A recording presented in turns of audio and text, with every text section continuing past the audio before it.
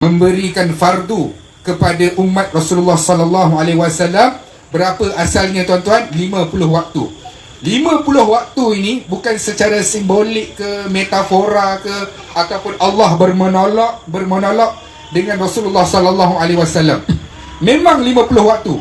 Maksudnya apa tuan-tuan? Kalaulah Rasulullah terima 50 waktu, nanti saya akan ceritakan, maka bersedialah umat Rasulullah sallallahu alaihi wasallam untuk setengah jam sekali kita akan bangun solat, tak buat apa-apa. Dengan imam, dengan Bilal, duduk, tak pergi mana-mana dalam masjid ataupun surau. Sebab apa? 50 waktu itu pun kalau kita kira-kira tak cukup nak kita kekalkan dalam tempoh 24 jam sehari semalam. Kemudian 50 waktu ini diberikan kepada Allah, kepada Rasulullah sallallahu alaihi wasallam. Nabi turun. Bila Nabi turun, Nabi berjumpa dengan Nabi Musa. Nabi Musa tahan Nabi. Nabi Musa tahan Nabi sebab apa? Nabi Musa ni terkenal dengan Rasul yang suka dengan kebaikan kepada orang lain. Nabi Musa tahan. Nabi Musa tanya apa? Ma farada rabbuka ala ummatika. Wahai Muhammad, berapa Allah fardukan kepada umat kamu? Kata Rasulullah sallallahu alaihi wasallam, Allah fardukan kepada umat aku 50 waktu. Lalu jawab Musa. Musa ni, Nabi Musa ini, dia terkenal dengan Rasul yang mentadbir, menguruskan Bani Israel. Bani Israel ni yang hebat, yang gagah, yang perkasa ini.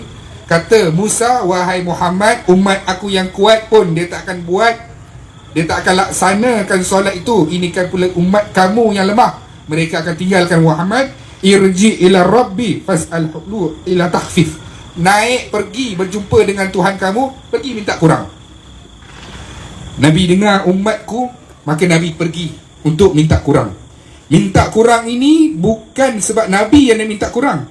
Bila Musa kata apa? Musa kata umat kamu tak mampu, wahai Muhammad. Disebut umat kamu tak mampu, Rasulullah tebalkan wajah Rasulullah sallallahu alaihi wasallam untuk naik bertemu dengan Allah Subhanahu wa taala. Bukan naik bertemu dengan YB ataupun JKK kampung ke, ataupun ketua kampung ke. Nak bertemu dengan Tuhan sekian alam, nak minta kurang. Nak minta kurang, naik turun.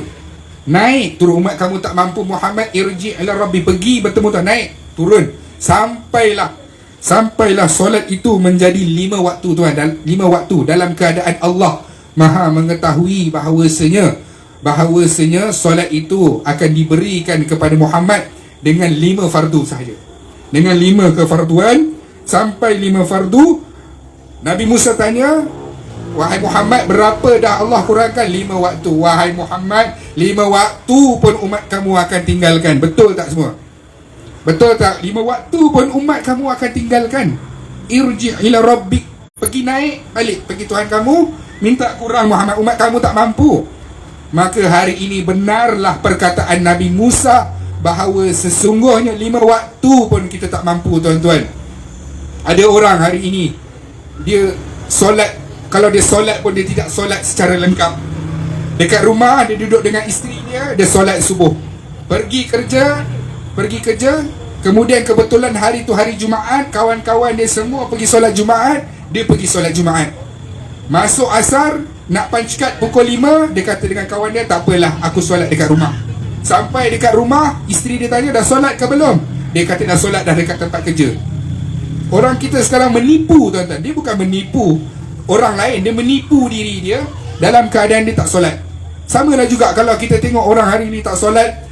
Kenduri kahwin sebagai contoh, ni selalu saya tegur. Kenduri kahwin selalunya habis majlis semua dalam pukul 4. Pukul 4 round lah kita salam, jumpa dengan, kenal dengan saudara mara dan sebagainya.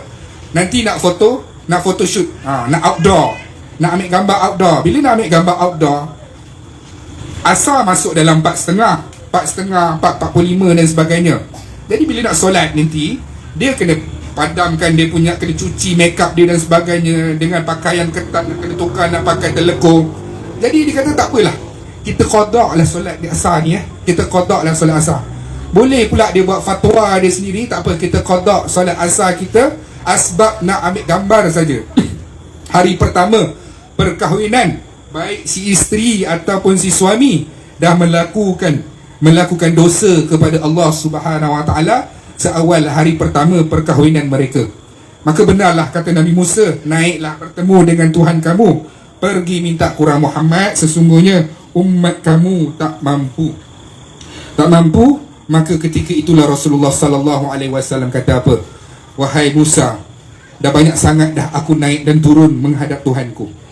Menghadap Tuhanku dan aku rasa malu. Sesungguhnya Allah Subhanahu wa taala telah memberikan 5 waktu itu pahalanya sama dengan kita mengerjakan 50 waktu pahalanya.